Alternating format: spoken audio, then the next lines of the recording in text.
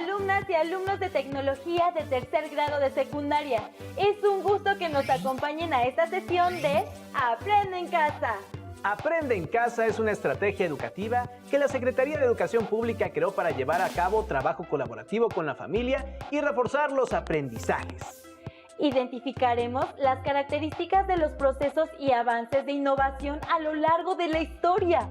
La tecnología en educación básica se divide en campos tecnológicos, agropecuarias y pesqueras, de alimentos, producción, construcción, información o comunicación. La tecnología también se relaciona con otras disciplinas como las matemáticas o la historia, lo que permite comprender que el conocimiento se interconecta para propiciar el desarrollo tecnológico que conocemos. En el siguiente video veremos cómo se inventó la batería y qué relación tiene con el electromagnetismo. Considera el siguiente experimento. Tenemos dos pedazos de metal, cobre y zinc, que vamos a conectar usando cables conductores. Y ahora sumergimos los metales en un electrolito, en este caso vinagre.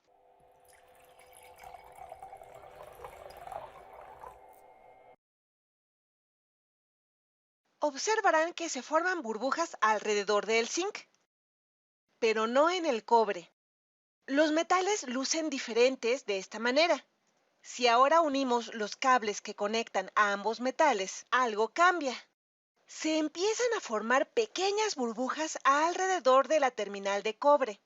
Pareciera que algo es jalado del zinc a través del cable y resulta que este es un flujo de carga eléctrica. Conforme los electrones son jalados lejos del zinc hacia el cobre a través de la ruta conductora de los cables. Imaginen este flujo como resultado de un desequilibrio de cargas o presión eléctrica entre los dos metales. Comparemos la descarga instantánea que observamos con los experimentos de electricidad estática. A finales del siglo XVIII, Alessandro Volta había estado investigando este efecto. Más importante aún, se dio cuenta de que si se encadenaban estas celdas, se amplificaba este flujo de carga. Y para 1800, él simplificó más aún las cosas, eliminando la jarra que estaba proporcionando más electrolitos de los necesarios. Él escribió que algunas docenas de discos de cobre, por ejemplo estas monedas, junto con un número igual de piezas de zinc, él preparó pedazos de material esponjoso capaces de retener agua. Así que emparejó un pedazo de cobre con un pedazo de zinc, siempre con el mismo orden, y siempre ponía un pedazo de material húmedo entre estos discos. Y continuó haciendo esto hasta tener una columna lo más alta posible, sin que se cayeran. Esto es famosamente conocido como la pila voltaica, la primera batería o pila en la historia en tener un flujo continuo de carga eléctrica o corriente. Si se agregaban más celdas, aumentaba la presión eléctrica de la corriente, resultaban en el aumento de la presión eléctrica en ambos extremos. Y la presión eléctrica fue uno de los primeros términos para referirse a lo que ahora conocemos como voltaje, llamado así en honor a Volta. Si ambos cables en los extremos de la pila se tocan de forma directa, podremos observar una serie de choques o chispas. Al principio, el uso de la corriente eléctrica como método de comunicación no fue algo obvio inmediatamente. Solo se observaban chispas y burbujas. Una idea fue usar la presencia de burbujas para representar letras, y el telégrafo de burbujas usó este método, aunque involucraba 26 circuitos diferentes, uno para cada letra, y se basaba en el hecho de que la batería o la pila que proporcionaba la corriente podía colocarse alejada de las jarras o de los recipientes que contenían las terminales que producían las burbujas. Fue un invento ingenioso, aunque no muy práctico y nunca se usó. Pero pronto todo cambiaría. Después de una famosa demostración, en 1819, se encontró que si pasábamos un cable cerca de una brújula y conectábamos este cable a una pila, en el instante en el que el cable hace contacto con la pila, se movía la aguja, sin tener contacto físico alguno. La única explicación era que la corriente que era llevada por el cable creaba un campo magnético temporal. A esto le siguieron varias pruebas para descubrir la dirección de este campo. Primero se pensó que apuntaba a lo largo del cable que llevaba la corriente, o quizá emanando hacia afuera del cable, de la misma manera que viaja el calor. Pero después se descubrió que estaba viajando alrededor del cable, en círculos perpendiculares. Así que un lazo de cable crearía un campo magnético que apunta a través del centro de este lazo, girando hacia afuera.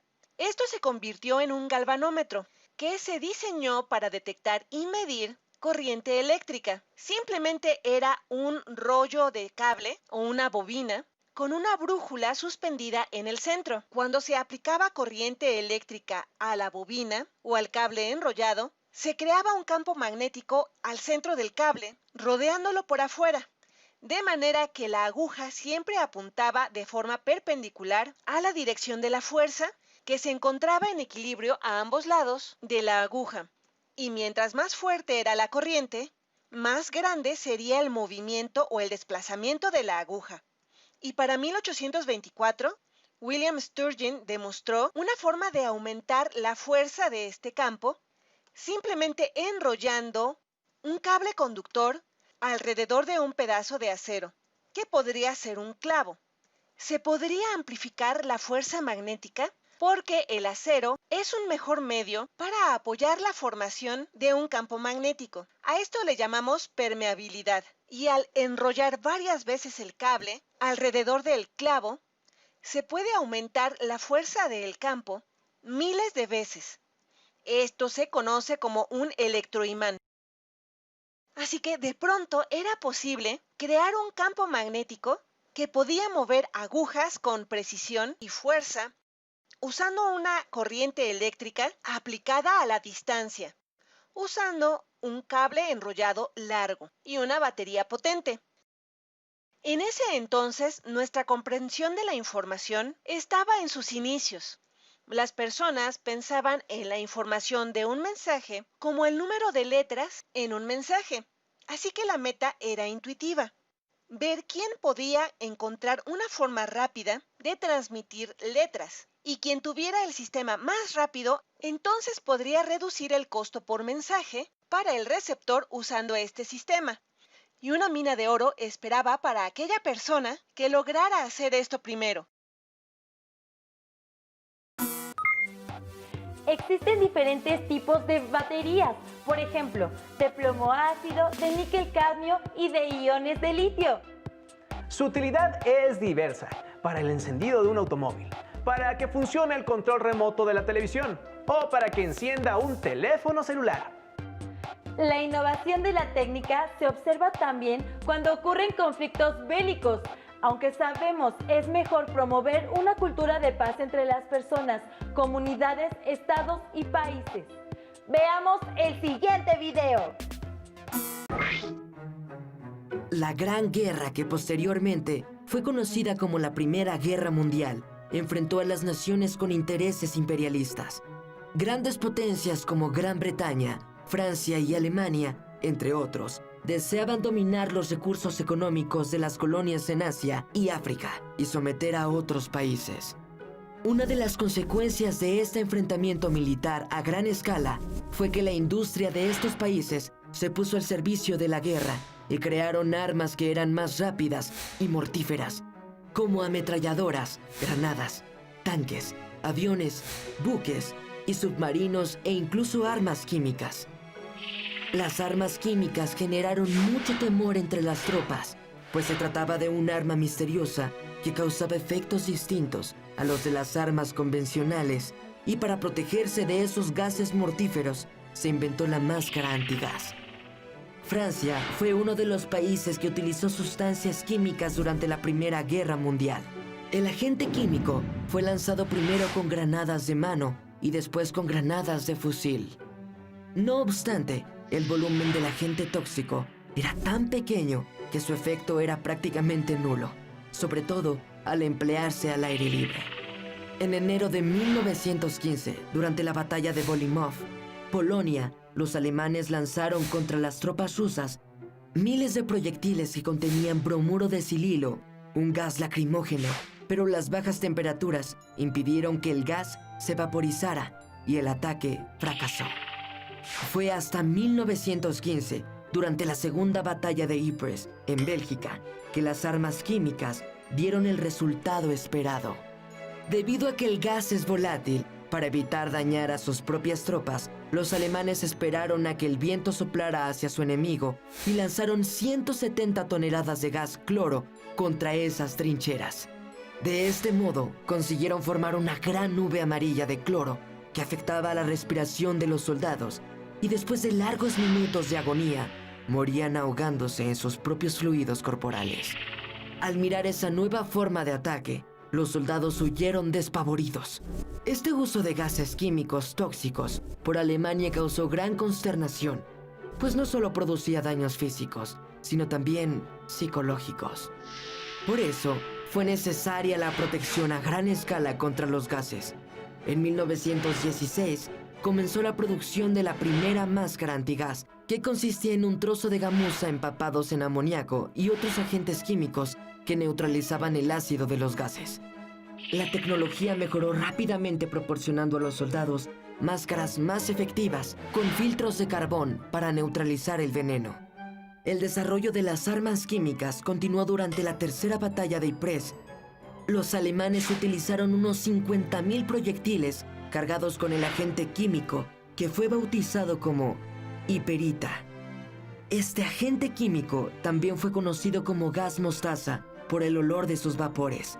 Pero la hiperita no es un gas, sino un líquido que en contacto con la piel no produce heridas inmediatas, aunque después de varias horas aparecen lesiones, por lo que los combatientes en un primer momento no se daban cuenta que habían estado expuestos a una sustancia tóxica. Las máscaras con filtros de carbón no eran efectivas contra la hiperita, por lo que los soldados debieron protegerse con prendas impermeables. Al término de la Primera Guerra Mundial, varias naciones desarrollaron industrias de armamento, incluidas armas químicas. Por ese motivo, la Sociedad de Naciones organizó la Conferencia para la Supervisión del Comercio Internacional de Armas y Munición en Ginebra en 1925. Allí se firmó el Protocolo de Ginebra, que prohíbe el uso de armas biológicas y químicas. No obstante, estas armas continúan desarrollándose a pesar de que se han establecido nuevos protocolos. Recientemente, el grupo terrorista Estado Islámico utilizó hiperita en un intento por controlar territorios de Irak y Siria. ¿De qué manera la humanidad podría aprender de su historia para evitar el uso de estas armas? Como vimos, la guerra es atroz y con ella se han desarrollado técnicas en la construcción de armas y vehículos militares. ¿Qué situaciones favorecieron el desarrollo de la técnica en la construcción de armas? Escriban en su carpeta de experiencias las características innovadoras que identificaron en el video. Veamos algo más sobre el tema. En la historia, el tiempo se relaciona con los acontecimientos de la humanidad. Los historiadores utilizan la cronología para distinguir el antes y el después de estos acontecimientos. En orden cronológico, podemos decir cómo hemos cambiado por las cosas que nos han sucedido. Cuando perdimos nuestro primer diente, cuando obtuvimos el certificado de primaria o cuando nos cambiamos de casa. Pero no todo cambia. También hay cosas que permanecen, que se mantienen constantes y que siguen formando parte de la historia. Por ejemplo, nuestra lengua materna, creencias o valores y algunas formas de vida. Con estas dos nociones, cambio y permanencia, podemos contar nuestra historia y la de la humanidad. Antes de la Revolución Industrial, se utilizaban carruajes tirados por caballos sobre caminos de tierra. Durante la Revolución Industrial, la aparición de la locomotora y el desarrollo del ferrocarril revolucionaron el transporte. Con la aparición del automóvil, se hizo necesario modernizar los caminos, transformando el paisaje. Una consecuencia de la industrialización fue que las ciudades se convirtieron en el centro de la actividad económica. Los trabajadores migraron del campo hacia ellas. Hoy en día, En las ciudades de México, Guadalajara y Monterrey se encuentra la mayor actividad económica y diariamente muchas personas deben trasladarse de las zonas vecinas hacia sus centros de trabajo. La migración internacional a gran escala fue otro cambio histórico que comenzó con la industrialización. Miles de europeos viajaron a América, en particular a Estados Unidos, a través de contratistas, a quienes les pagaban por un viaje en las bodegas de los barcos, en las que habitualmente se almacenaba al ganado. Así estos contratistas obtenían sus ganancias con el transporte de migrantes que se empleaban en las obras del ferrocarril o en el trabajo de las minas. En la actualidad, ¿qué sucede con la migración? Seguramente en tu comunidad hay historias de personas que han migrado en búsqueda de mejores oportunidades económicas a Estados Unidos y han debido hacerlo en transportes que no están acondicionados para ellas, como camiones y trenes de carga. Las personas continúan buscando mejorar sus condiciones de vida, pero también migran por razones políticas, religiosas o por desastres naturales, entre otras. La industrialización del siglo XIX fue un proceso que transformó las relaciones económicas, a la sociedad y la vida cotidiana de las personas. La historia humana es cambio y permanencia en el tiempo, es decir, los procesos históricos pueden implicar transformaciones, pero hay muchos elementos del pasado que se mantienen constantes y que podemos identificar en el presente. De esta manera, las nociones de cambio y permanencia nos ayudan a comprender nuestra historia. Reflexionemos sobre las siguientes preguntas. ¿Cómo se trasladaban las personas por tierra antes de la Revolución Industrial? ¿Cuál fue la relevancia del ferrocarril para la movilidad de las personas? ¿Qué otros requerimientos fueron necesarios para el funcionamiento de estos vehículos? ¿Consideran que es necesaria la innovación constante de la técnica? En su carpeta de experiencias, redacten sus conclusiones para que posteriormente las compartan con su docente. Para reforzar lo aprendido, platiquen con su familia sobre el tema. Es momento de despedirnos. Los esperamos en otra sesión de Aprende en Casa. ¡Nos vemos pronto! ¿Cómo se trasladaban las personas por tierra antes de la Revolución Industrial?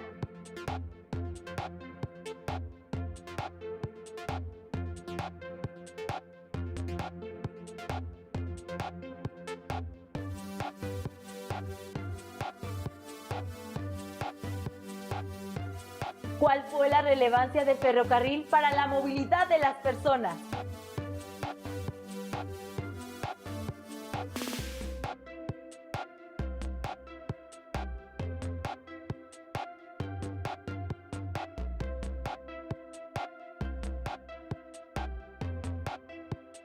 ¿Qué otros requerimientos fueron necesarios para el funcionamiento de estos vehículos?